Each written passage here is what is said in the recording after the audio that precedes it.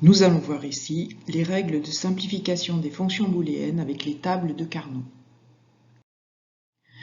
Voyons la définition de case adjacente. Deux cases sont adjacentes s'il n'y a qu'une seule variable qui change d'état, c'est-à-dire qui passe de 0 à 1 ou de 1 à 0. Ici, nous avons une table de Carnot de 4 variables, A et B en ligne, C et D en colonne. On commence par les colonnes, C et D prend la valeur 0, 0, et on passe à la case suivante avec la valeur 0, 1. Ce faisant, il n'y a que D qui change d'état. Case suivante, on passe à 1, 1. Cette fois-ci, il n'y a que C qui change d'état, passe de 0 à 1. Case suivante, on passe à 1, 0. Donc là, il n'y a que D qui change d'état, qui passe de 1 à 0. Donc on s'aperçoit qu'on n'est pas dans l'ordre logique binaire qu'on a habituellement, puisqu'on a le 1, 1 avant le 1, 0. Et ensuite, on s'aperçoit aussi que cette case-là est adjacente à la première parce qu'il n'y a que C qui change d'état. Pour les lignes, les choses sont identiques. On commence avec 0, 0. La case suivante est de 0, 1. Seul B change d'état. Case suivante, 1, 1. Seul A change d'état. Et enfin, dernière case, 1, 0. Seul B change d'état. Et de la même façon, cette dernière case est adjacente à la première, puisque seul A change d'état. Voici la première des règles. On regroupe les cases adjacentes qui ont la valeur 1. La taille d'un groupe doit être une puissance de 2 et le groupe doit être le plus grand possible de façon à faire des simplifications maximales. Voici un exemple de remplissage de la table de Carnot. J'ai mis 6, 1, 4 en haut et 2 en bas. On peut déjà regrouper ces 4 1 du haut, ce qui nous fait un groupe de 4. Il nous reste ces 2 1 ici en bas. On pourrait les mettre ensemble. Mais on sait que cette case est adjacente à la première parce qu'il n'y a que A qui change d'état. Donc en fait, cette ligne entière est adjacente à la première.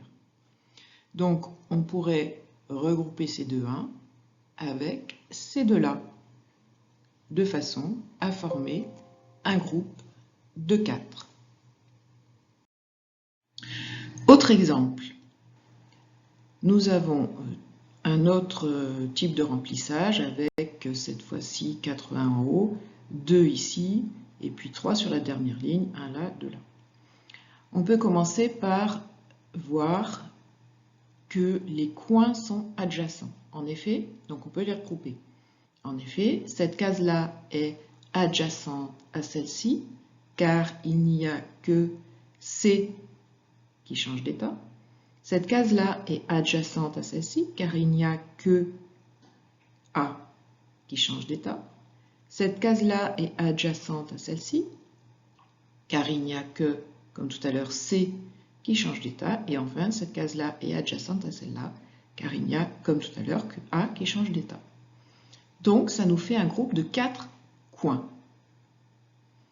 On peut aussi prendre, comme tout à l'heure, C2,1 du bas avec C2,1 du haut. Et enfin, il nous reste ces 3 1 là qui ne sont pris dans aucun groupe. Donc, on peut faire un groupe de 4 en reprenant le 1 ici qui avait déjà été pris par ailleurs. Donc, on voit ici que l'on peut prendre plusieurs fois un 1 ou un groupe de 1. Il faut essayer toujours de faire les groupes les plus grands possibles. À présent qu'on sait faire des groupes, qu'est-ce qu'on en fait? Eh bien, la combinaison de variables associées à un groupe correspond aux variables qui ne changent pas d'état dans ce groupe. Et entre chaque variable, on met l'opérateur et. Exemple, donc on reprend l'exemple de tout à l'heure, on avait ce groupe-ci qui va nous donner la combinaison de variables suivante. Donc A et B ne changent pas d'état, C et D, elles, changent d'état tout le temps, donc il ne nous reste que les variables A et B. Comme A et B valent 0, ça va nous faire A bar, non A et non B, donc A bar et B bar. L'autre groupe que l'on avait était celui-ci. À ce moment-là, Ce qui ne change pas d'état, c'est d'une part la variable b qui vaut 0, donc non b, et la variable d qui vaut 1, c'est-à-dire d. Donc on a b bar et d.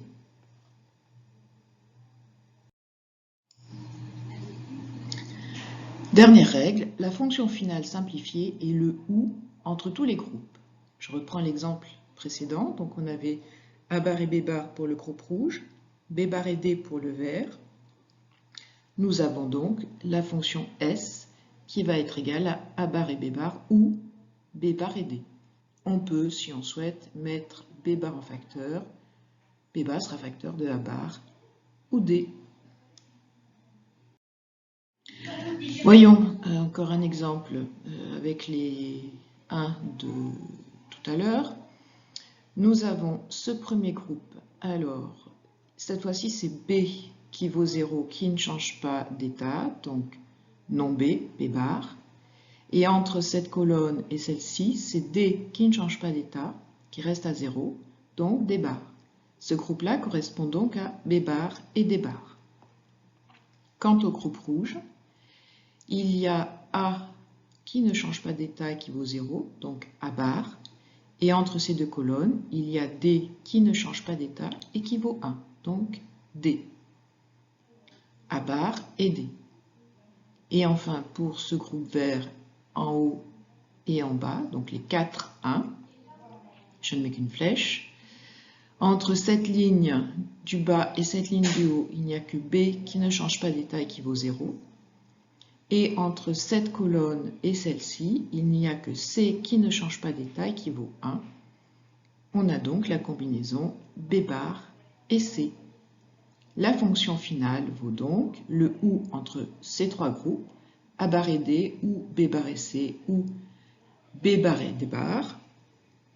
Et l'on peut mettre, comme tout à l'heure, B bar en facteur.